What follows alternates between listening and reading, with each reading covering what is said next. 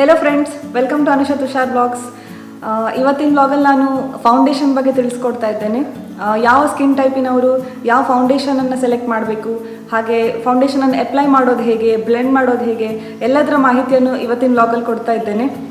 So ಈ video start ಮಾಡೋಕ್ಕಿಂತ ಮೊದಲು ಯಾರಿಗೆ ನನ್ನ ಚಾನಲನ್ನು ಸಬ್ಸ್ಕ್ರೈಬ್ ಮಾಡಲಿಲ್ಲ ಪ್ಲೀಸ್ ಸಬ್ಸ್ಕ್ರೈಬ್ ಮಾಡಿ, ಹಾಗೆ ಬೆಲ್ಲೈಕನನ್ನು ಕೂಡ ಕ್ಲಿಕ್ ಮಾಡಿ. ಇದರಿಂದ ನಾನು ಯಾವುದೇ ಹೊಸ ವಿಡಿಯೋ ಹಾಕಿದರೂ ನಿಮಗೆ ನೋಟಿಫಿಕೇಷನ್ ಬರುತ್ತೆ. ಸೊ ಫ್ರೆಂಡ್ಸ್, ವಿಡಿಯೋ ಸ್ಟಾರ್ಟ್ ಮಾಡು. ಫೌಂಡೇಶನ್ಸಲ್ಲಿ ಬೇರೆ ಬೇರೆ ಫೌಂಡೇಶನ್ಸ್ ಇವಾಗ ಮಾರ್ಕೆಟಲ್ಲಿ ಅವೈಲೇಬಲ್ ಇದೆ. ಫಾರ್ ಎಕ್ಸಾಂಪಲ್ ಲಿಕ್ವಿಡ್ ಫೌಂಡೇಶನ್ಸ್ ಇರ್ಬೋದು, ಸ್ಟಿಕ್ ಫೌಂಡೇಶನ್ಸ್ ಇದೆ, ಕ್ರೀಮ್ ಫೌಂಡೇಶನ್ ಇದೆ. ಸೊ ಈ ಫೌಂಡೇಶನ್ಸ್ ಎಲ್ಲ ಸ್ಕಿನ್ ಟೈಪಿನವ್ರಿಗೆ ಕೂಡ ಸೂಟ್ ಆಗೋದಿಲ್ಲ. ನಾವು ನಮ್ಮ ಸ್ಕಿನ್ ಮೇಲೆ ಸೂಟ್ ಆಗದೇ ಇರೋ ಆ ಫೌಂಡೇಶನನ್ನು ಅಪ್ಲೈ ಮಾಡಿದಾಗ ಏನಾಗುತ್ತೆ ಅಂದರೆ ಒಂದು ಆರ್ಟಿಫಿಷಿಯಲ್ ಲುಕ್ ಕೊಡುತ್ತೆ. ಅದು ನ್ಯಾಚುರಲ್ ಆಗಿ ತೋರೋದಿಲ್ಲ, ಹಾಗೆ ಪ್ಯಾಚಸ್ ಬಿದ್ದಾಗೆ ಅನಿಸುತ್ತೆ. ಹಾಗಾದರೆ ನಾವು ಯಾವ ಸ್ಕಿನ್ ಟೈಪಿನವರು ಯಾವ ಫೌಂಡೇಶನನ್ನು ಸೆಲೆಕ್ಟ್ ಮಾಡೋದು? ಮೊದಲನೇದಾಗಿ ಲಿಕ್ವಿಡ್ ಫೌಂಡೇಶನ್. ಲಿಕ್ವಿಡ್ ಫೌಂಡೇಶನ್ ಎಲ್ಲ ಸ್ಕಿನ್ ಟೈಪಿನವ್ರಿಗೆ ಕೂಡ ಸೂಟ್ ಆಗುತ್ತೆ. ನಮ್ಮ ಸ್ಕಿನ್ ಮೇಲೆ ಅದು ಈಸಿಲಿ ಬ್ಲೆಂಡ್ ಆಗುತ್ತೆ. ಹಾಗೆ ತುಂಬ ಬ್ರ್ಯಾಂಡ್ಸ್ ಇದು ಕೂಡ ಲಿಕ್ವಿಡ್ ಫೌಂಡೇಶನ್ ಅವೈಲೇಬಲ್ ಇದೆ ಮಾರ್ಕೆಟಲ್ಲಿ, ಹಾಗೆ ತುಂಬ ರೀಸನೇಬಲ್ ರೇಟಲ್ಲಿ ಕೂಡ ಸಿಗ್ತದೆ. ಎರಡನೇದಾಗಿ ಸ್ಟಿಕ್ ಫೌಂಡೇಶನ್ ಹಾಗೆ ಪೌಡರ್ ಫೌಂಡೇಶನ್. ಈ ಫೌಂಡೇಶನನ್ನು ಆಯಿಲಿ ಸ್ಕಿನ್ ಟೈಪ್ ಇರೋರು ಅಪ್ಲೈ ಮಾಡ್ಬೋದು. ಯಾಕಂದರೆ ಆಲ್ರೆಡಿ ಸ್ಕಿನ್ ಆಯಿಲಿ ಇರೋದ್ರಿಂದ ಸ್ಟಿಕ್ ಅಥವಾ ಪೌಡರ್ ಫೌಂಡೇಶನ್ ಅಪ್ಲೈ ಮಾಡೋದ್ರಿಂದ ನಮ್ಮದು ಮುಖದ ಮೇಲೆ ಅದು ಬ್ಲೆಂಡ್ ಮಾಡೋದಕ್ಕೆ ಈಸಿ ಆಗ್ತದೆ. ಹಾಗೆ ಮುಖದಲ್ಲಿರೋ ಆಯಿಲಿನೆಸ್ಸನ್ನು ಕೂಡ ಅದು ಕಡಿಮೆ ಮಾಡುತ್ತೆ. ಮೂರನೇದಾಗಿ ಕ್ರೀಮ್ ಫೌಂಡೇಶನ್ ಅಥವಾ ಮೂಸ್ ಫೌಂಡೇಶನ್.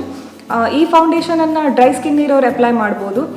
ಇದು ಲಿಕ್ವಿಡ್ ಫೌಂಡೇಶನಿಗಿಂತ ಸ್ವಲ್ಪ ತಿಕ್ಕಾಗಿರುತ್ತೆ, ಕ್ರೀಮಿ ಟೆಕ್ಸ್ಚರಲ್ಲಿರುತ್ತೆ. ಇದನ್ನು ಡ್ರೈ ಸ್ಕಿನ್ ಇರೋರು ಅಪ್ಲೈ ಮಾಡೋದ್ರಿಂದ ಅದು ಅವರ ಸ್ಕಿನ್ನನ್ನು ಹೈಡ್ರೇಟೆಡ್ ಆಗಿಡುತ್ತೆ.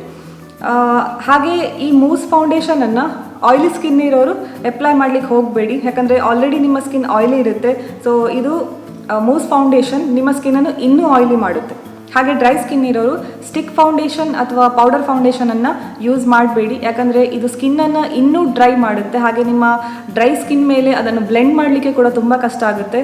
ಹಾಗೆ ಅದು ನಿಮ್ಮ ಸ್ಕಿನ್ ಮೇಲೆ ಕೂಡ ಅಷ್ಟೇ ಪ್ಯಾಚಸ್ ಆಗಿ ತೋರ್ತದೆ. ಹಾಗೆ ನಾವು ಸ್ಕಿನ್ ಟೋನ್ ಪ್ರಕಾರ ಹೇಗೆ ಫೌಂಡೇಶನನ್ನು ಸೆಲೆಕ್ಟ್ ಮಾಡೋದಂತ ನೋಡುವ.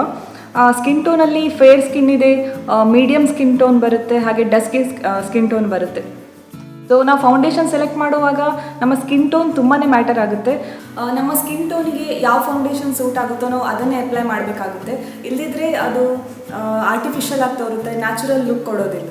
ಹಾಗೆ ಫೌಂಡೇಶನನ್ನು ಸೆಲೆಕ್ಟ್ ಮಾಡುವಾಗಲೂ ಅಷ್ಟೇ, ಯಾರಾದರೂ ಫಸ್ಟ್ ಟೈಮ್ ಫೌಂಡೇಶನ್ ಪರ್ಚೇಸ್ ಮಾಡೋದಾದರೆ ಅಥವಾ ಯಾರಿಗೆ ಅವರ ಫೌಂಡೇಶನ್ ಶೇಡ್ ಗೊತ್ತಿಲ್ವೋ ಅಂಥವರು ಶಾಪಲ್ಲಿ ಹೋಗಿ ಪರ್ಚೇಸ್ ಮಾಡಿ. ಯಾಕಂದರೆ ಅಲ್ಲಿ ನಿಮ್ಮ ಎಕ್ಸಾಕ್ಟ್ ಶೇಡ್ ಸೆಲೆಕ್ಟ್ ಮಾಡಲಿಕ್ಕೆ ತುಂಬ ಈಸಿ ಆಗುತ್ತೆ. ಹಾಗೆ ಯಾರಿಗೆ ಅವರ ಶೇಡ್ ಗೊತ್ತಿದೆಯೋ ಅಂಥವ್ರು ಆನ್ಲೈನಲ್ಲಿ ಕೂಡ ಪರ್ಚೇಸ್ ಮಾಡ್ಬೋದು. ಇವಾಗ ಆನ್ಲೈನಲ್ಲಿ ಆಫರ್ಸಲ್ಲೆಲ್ಲ ತುಂಬ ಕಡಿಮೆ ಬೆಲೆಗೆ ಒಳ್ಳೊಳ್ಳೆ ಫೌಂಡೇಶನ್ಸ್, ಒಳ್ಳೆ ಬ್ರ್ಯಾಂಡೆಡ್ ಫೌಂಡೇಶನ್ಸ್ ಎಲ್ಲ ಸಿಗುತ್ತೆ. ಸೊ ಅಂಥವರು ಆನ್ಲೈನಲ್ಲಿ ಕೂಡ ಚೆಕ್ ಮಾಡ್ಬೋದು. ಯಾವಾಗಲೂ ಫೌಂಡೇಶನ್ ಶೇಡ್ ಸೆಲೆಕ್ಟ್ ಮಾಡುವಾಗ ನಾವು ಯಾವಾಗಲೂ ಜಾ ಲೈನ್ ಮತ್ತು ನೆಕ್ಕಿಗೆ ಎರಡರ ಮೇಲೆ ಅಪ್ಲೈ ಮಾಡಿ ಬ್ಲೆಂಡ್ ಮಾಡಿ ಯಾವಾಗಲೂ ಪರ್ಚೇಸ್ ಮಾಡಬೇಕು. ಯಾಕಂದರೆ ನಾವು ಶಾಪಲ್ಲೆಲ್ಲ ಹೋದಾಗ ಅಥವಾ ತುಂಬ ಜನ ಈ ಕೈ ಮೇಲೆ ಅಥವಾ ಇಲ್ಲಿ ಅಪ್ಲೈ ಮಾಡಿ ಟೆಸ್ಟ್ ಮಾಡ್ತಾರೆ, ಇದು ನಮ್ಮ ಸ್ಕಿನ್ ಟೋನಿಗೆ ಮ್ಯಾಚ್ ಆಗುತ್ತಾ ಇಲ್ವಾ ಅಂತ. ಸೊ ನಮ್ಮ ಈ ಸ್ಕಿನ್ ಮತ್ತು ನಮ್ಮ ಮುಖದ ಮೇಲಿನ ಸ್ಕಿನ್ ಟೋನ್ ತುಂಬಾ ಡಿಫ್ರೆನ್ಸ್ ಇರುತ್ತೆ. ಸೊ ಆದ್ದರಿಂದ ಯಾವಾಗಲೂ ಒಂದು ನೆನಪಲ್ಲಿ ಇಟ್ಕೊಳ್ಳಿ, ನೀವು ಫೌಂಡೇಶನನ್ನು ಸೆಲೆಕ್ಟ್ ಮಾಡುವಾಗ ನಿಮ್ಮ ಜಾ ಲೈನ್ ಮತ್ತು ನೆಕ್ ಎರಡರ ಮೇಲೆ ಕೂಡ ಅಪ್ಲೈ ಮಾಡಿ ಅದನ್ನು ಚೆನ್ನಾಗಿ ಬ್ಲೆಂಡ್ ಮಾಡಿ ಅದು ನಿಮ್ಮ ಸ್ಕಿನ್ ಮೇಲೆ ಸೂಟ್ ಆಗುತ್ತಾ ಇಲ್ವಾ ಅಂತ ಟೆಸ್ಟ್ ಮಾಡಿನೇ ತಗೊಳ್ಳಿ. ಫೌಂಡೇಶನನ್ನು ಅಪ್ಲೈ ಮಾಡೋದಕ್ಕೆ ಈ ಥರ ಮಾರ್ಕೆಟಲ್ಲಿ ಬ್ಯೂಟಿ ಬ್ಲೆಂಡರ್ ಸಿಗುತ್ತೆ ಅಥವಾ ಫೌಂಡೇಶನ್ ಬ್ರಷ್ ಬರುತ್ತೆ, ಅದನ್ನು ಆದಷ್ಟು ಯೂಸ್ ಮಾಡಲಿಕ್ಕೆ ಟ್ರೈ ಮಾಡಿ.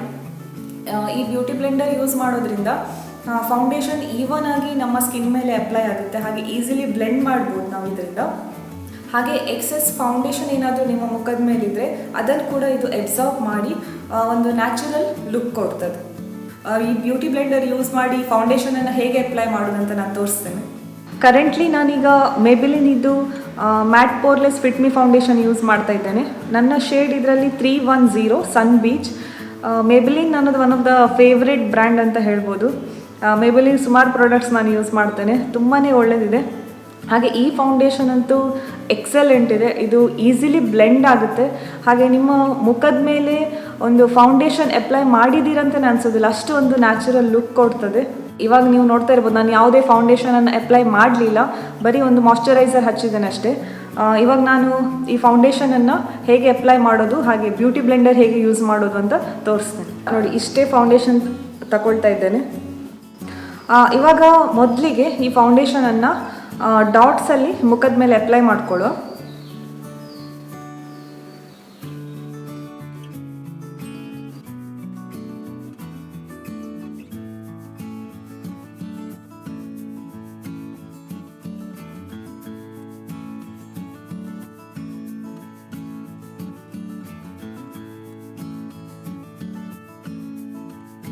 ಫೌಂಡೇಶನ್ ನಾನು ಅಪ್ಲೈ ಮಾಡಿ ಆಯಿತು.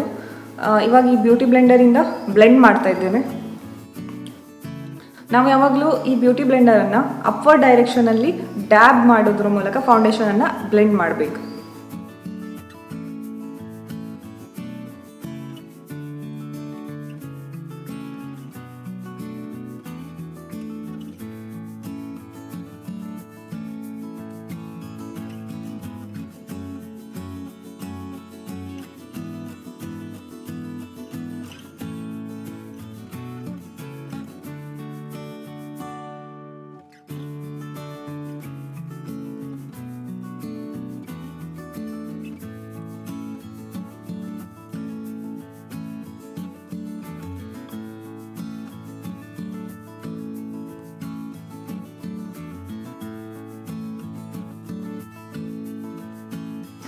ನೀವು ನೋಡ್ತಾ ಇರ್ಬೋದು ಈ ಫೌಂಡೇಶನ್ ಎಷ್ಟು ಈಸಿಲಿ ನನ್ನ ಮುಖದ ಮೇಲೆ ಬ್ಲೆಂಡ್ ಆಗಿದೆ ಅಂತ.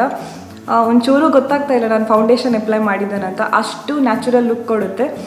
ಮೇಬೆಲಿನ್ ಫಿಟ್ ಮಿ ಫೌಂಡೇಶನ್ ಒಂದು ಬೆಸ್ಟ್ ಫೌಂಡೇಶನ್ ಅಂತಲೇ ಹೇಳ್ಬೋದು.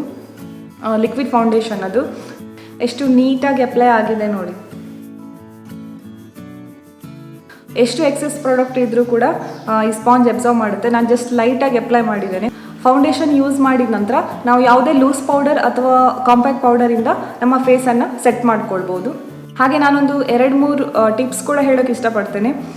ಫೌಂಡೇಶನನ್ನು ಸೆಲೆಕ್ಟ್ ಮಾಡುವಾಗ ಯಾವಾಗಲೂ ನಾರ್ಮಲ್ ನಮ್ಮದು ಸನ್ಲೈಟ್ ಅಥವಾ ವೈಟ್ ಲೈಟ್ ಕೆಳಗಡೆನೇ ಟೆಸ್ಟ್ ಮಾಡಿ.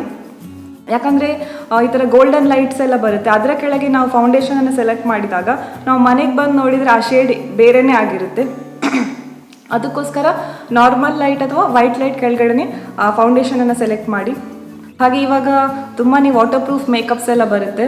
ಸೊ ನಾವು ವಾಟರ್ ಪ್ರೂಫ್ ಮೇಕಪ್ ಹಾಕ್ಕೊಂಡು ಡೈರೆಕ್ಟಾಗಿ ಫೇಸ್ ವಾಶ್ ಮಾಡಿದರೆ ನಮ್ಮ ಮುಖದ ಮೇಲೆ ಫೈನ್ ಲೈನ್ಸ್, ರಿಂಕಲ್ಸ್ ಎಲ್ಲ ಬೀಳೋ ಚಾನ್ಸಸ್ ಇರುತ್ತೆ. ಸೊ ಅದಕ್ಕೆ ಮೇಕಪ್ ರಿಮೂವರಿಂದ ಮೇಕಪ್ಪನ್ನು ರಿಮೂವ್ ಮಾಡಿ ಆನಂತರ ಫೇಸ್ ವಾಶಿಂದ ಮುಖ ತೊಳಿರಿ. ಹಾಗೆ 3ನೇದಾಗಿ ಫೇಸ್ ಮೇಲೆ ಮೇಕಪ್ ಇದ್ದಾಗ ರಾತ್ರಿ ಮಲಗಲಿಕ್ಕೆಲ್ಲ ಹೋಗಬೇಡಿ. ಚೆನ್ನಾಗಿ ಫೇಸ್ ವಾಶಿಂದ ಮುಖ ತೊಳೆದು ಯಾವುದಾದ್ರೂ ಒಂದು ಒಳ್ಳೆ ಮಾಯ್ಶ್ಚರೈಸರನ್ನು ಹಚ್ಕೊಂಡು ರಾತ್ರಿ ಮಲಗಿ. ಇಲ್ಲದಿದ್ದರೆ ನಾವು ಮೇಕಪ್ಸ್ ಇಟ್ಕೊಂಡು ಮಲಗಿದ್ರೆ ಏನಾಗುತ್ತೆ ಅಂದರೆ ನಮ್ಮ ಸ್ಕಿನ್ ಹಾಳಾಗುತ್ತೆ, ಹಾಗೆ ಪಿಂಪಲ್ಸ್ ಪ್ರಾಬ್ಲಮ್ ಎಲ್ಲ ಚಾಲೂ ಆಗುತ್ತೆ. ಸೊ ಅದಕ್ಕೋಸ್ಕರ ಯಾವುದೇ ಕಾರಣಕ್ಕೂ ರಾತ್ರಿ ಮಲ್ಕೊಳ್ಳುವಾಗ ಮೇಕಪ್ ಇಟ್ಕೊಂಡು ಮಲಗಬೇಡಿ. ಸೊ ಫ್ರೆಂಡ್ಸ್, ಇವತ್ತಿನ ವ್ಲಾಗನ್ನು ನಾನು ಇಲ್ಲಿಗೆ ಎಂಡ್ ಮಾಡ್ತಾ ಇದ್ದೇನೆ. ಈ ವಿಡಿಯೋ ನಿಮಗೆ ಎಲ್ರಿಗೂ ಇಷ್ಟ ಆಗಿರ್ಬೋದು ಅಂತ ಅಂದ್ಕೊಳ್ತೇನೆ. ಇಷ್ಟ ಆದರೆ ಪ್ಲೀಸ್ ಲೈಕ್ ಮಾಡಿ, ಹಾಗೆ ಸಬ್ಸ್ಕ್ರೈಬ್ ಮಾಡಿ, ನಿಮ್ಮ ಫ್ರೆಂಡ್ಸ್ ಜೊತೆ ಕೂಡ ಶೇರ್ ಮಾಡಿ. ನಾನು ನಿಮಗೆ ನನ್ನ ನೆಕ್ಸ್ಟ್ ವ್ಲಾಗಲ್ಲಿ ಸಿಗ್ತೇನೆ. ಅಲ್ಲಿವರೆಗೂ keep watching Anusha Tushar vlogs. ಬಾಯ್.